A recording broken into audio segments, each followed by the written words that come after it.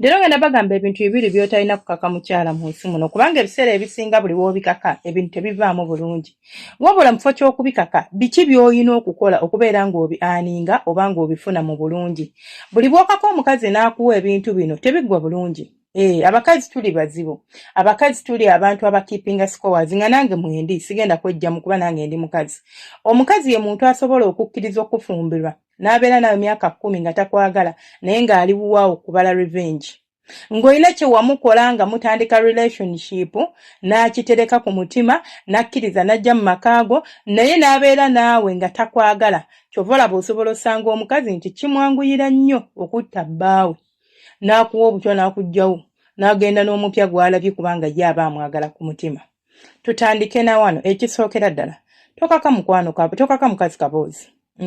Tokaka mukazi kwegatta naawe. Ekyo kyolaba kijjawo obwesigwa wakati wo n'omukazi wo. Ne womuba muli bafumbo ng'omuyimo gukusumbwa kyova olaba abazungu bo baatusukkako. Omuzungu awo yakiteeka ku mateeka. Era n'agamba nti omukazi ne wabanga mukazi wo alina konsetinga oba okukkiriza nti twegatte. Bw'omukaka alina right okugaana era singa omukaka basobola okusiba olw'okuba nti wamukutte era ne bagamba wamukutte. Ffe Uganda tumanyi oba tulowooza nti omukazi bw'omuwasa aba afuuse property yo, aba afuuse essimu yo, nti osobola ogikozesa buli ky'oyagala kubanga wagigula ne ssente zo ate yiyo kubanga wagenda wabwe n'osasulayo ebintu oba n'osasula bride price. Bride price kaba kasiimo. Ogwo si mutango gw'osasula nti bakuwadde omwana nti wuuyo kati omuguze nti wagenze n'ongula n'ontwala. Kaba kasiimo koowa abazadde b'omuwala okubeera nti beebale kukuliza muwala oyo oba beebale kulerera muwala oyo kati omututte agenda ataakulabirire. Gwe mugaso gwa bride price si nti kutunda muwala nti bamutunze agende. Nkimanyi mugenda kudda mu comment section mungambe senga ate abasaifa abamu tusasula sente nnyingi nnyo ogenda ofuna atasasula sente nnyingi. Simple. Ono omukazi gw'otuta agenda kulabirira agenda kukoleza obulamu bwo bwonna. Okitegeera? Kyova olaba osasula kati gwe kitwale nti ezo ze services z'oba osasulidde. Naye buli bw'okako omukazi akaboozi ogenda kumuleeta obukyayi ku mutima. Leero wabanga tonnaba kumuwasa abasajja abasinga mu kikola nnyo n'okaka omuwala oba omuwala n'omugamba jangu ondabeko olw'okuba nti ali naive tamanyi nti omusajja alinza okugamba jangu ondabeko nga tali gentleman enough onalinga kigambo jangu ondabeko obanga ye alowooza nti kigambo jangu ondabeko kiwulikikanga jangu ompeeko munnange n'akukwata and it doesn't even matter munene muwanvu wa kitiibwa si wa kitiibwa. Abasajja bwe kituuka ku nsonga z'akasolo tebalinaako kitiibwa na kitali kitiibwa. Munene n'akukwata n'akukozesa. Omukazi oyo omulaba bw'omukozesa ekisooka tagenda kuddamu kuwa kitiibwa. You are going to lose respect. Ne bw'anaaba wano kungulu ng'akikuwa waliwo kye tuyita okutya omuntu n'okumuwa ekitiibwa. Omuntu akutya bw'oba woli takuyisaamu maaso. Omuntu atakutya oba omuntu manya omuntu akuwa ekitiibwa bw'oba woli oba toliiwo ajja kuwa ekitiibwa. Wabula ate omuntu oyo akutya woli era oba toliiwo asobola okwogera byonna bikasasiro byayagala okwogerako. Kati mu byonna by'okola weewalanga nnyo okukaka omukazi akaboozi. Tewali nsonga lwaki okamukaka ate n'ogamba nti omwagala kubanga ekyo kyolaba kigenda ku destroyinga obwesigwa n'ekitiibwa kyonna kyakuyinako. Ate bw'anaaba agambye kukola revenge ku ggwe nkakasa ajja kugikola. Omukazi ye muntu asobola okwagala ekika kyo kyonna naye ng'ali ku revenge ate ng'ali okay ne kyakola. Omukazi ye muntu asobola okubeera nawe n'akuzaala n'abaana babiri naye ng'alinda lunaku lw'anakukola ekintu kikulume nga ye kyekimuliko kyekiri ku mutima gwe nga takwagala. So there is no need to force things. Tubeere bantu oba ng'oli mufumbo nti nze ndi mufumbo simanya nina bba wange ndi mufumbo. Sorry about the music. Hope tajja ku affecting audio. Ndi mufumbo nina bba wange kangambe nti gwolinza okuba ng'oli mufumbo olina mukyalawo naye nga mukyalawo ye muntu gw'ogamba nti gira n'agamba nedda. Tokaka. There is no need okukaka.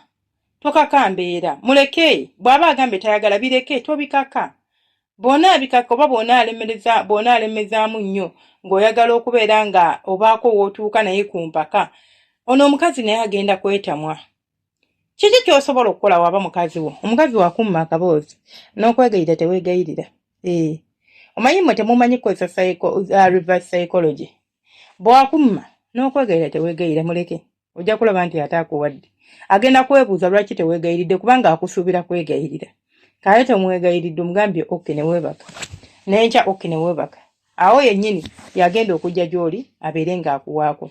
Namba 2, tokaka mukazi mukwano, tokaka kwagala.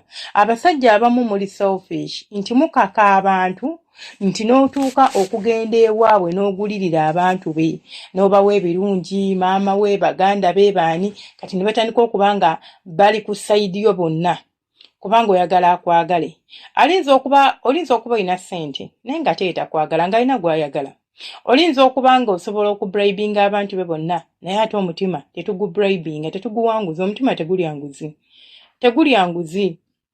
Omutima gwagala we guba gusiimye, oguba tegusiimye ne bw'ogukaka olimba.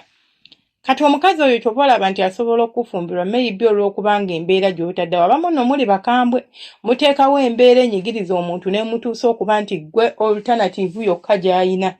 N'omwesibako, n'omulemerako, n'omukako okukwagala. Kugamba n'omuteeka mu sport ng'alina bukkiriza kwagala era ne kiwunzika ng'omukazi oyo bambi aluguddemu ng'akwagadde. Naye nga si nti akwagala love, ng'asigadde abadde naawe n'akuwa omubiri gwe naye ng'agamba omutima gwange sirigumuwa. Omukazi oyo singa akulema mu future okutereeza n'abeera ng'asobola okubeera ng'afuna feeling entuufu, nkubuulira ebigambo bino, oyo omukazi asobola okukeera ku makya n'abeera nga takyalinga bwe yali luli, n'abeera nga byonna byakubalira byakwesasuza. Yannyonona relationship yange, nali nina omusajja gwe njagala, akati ye najja mu bulamu bwange, kaakati ye n'akola bw'ati ABCD. Gye biwunzikira oba gye biggweera nga mu butuufu tebibadde birungi oba tebitambudde bulungi. Tokaka. N'abakazi nkimanyi tukaka omukwano naye mmwe leero siri ku mmwe, naye n'abasajja bagukaka. Olw'okuba alina ssente amanya ajja kukozesa ssente z'okufuna, olw'okuba alina obuyinza amanya ajja kukozesa obuyinza bw'okufuna. Kati ninako story gye nasoma ku Story Hub eya omwami oli MP yali yeesibye ku mwana muwala, gye mukebere na ku mwana muwala oba ali biki. Kugamba imagine n'otuuka okubeera nga yatuuka n'okussa eritomera boyfriend w'omuwala. Yamwagalako, omuwala n'amukyawa n'ayagala omulala n'amuganze tebankyawa. Don't you see that is even not normal for you? N'otuuka okubeera ng'ontuusaako obulabe n'ontomera nti waakiri oba sobola kufuna nja kutta waakiri. Omukazi bw'atuuka n'omukoonali ng'abeera nga kkapa gy'okutte n'osibira mu nnyumba n'otandika okukuba, eyo kkapa esobola okuyagula n'okutta n'ekutta. Kati n'omukazi bw'abeera nti alinza okuba munafu physically nga takusobola, naye olw'okuba nti you have cornered her, otandise omu blackmailing ne family. Ebino byenjogera byaliyo. I have a story about this situation. Era gyeri ku Story Hub Luganda. I have a story about this situation. Nga yaddala. Ng'omusajja afuukidde omuwala ekizibu. Omuwala gyetuuka ekiseera agamba manyi, I don't want you to hurt my people. Kangende nkufumbirwe.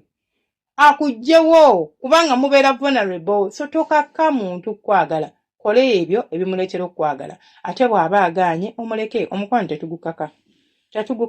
Mubeere bulungi. Akuuma atakuumira mpeera. Mbaagala nnyo abalungi bange.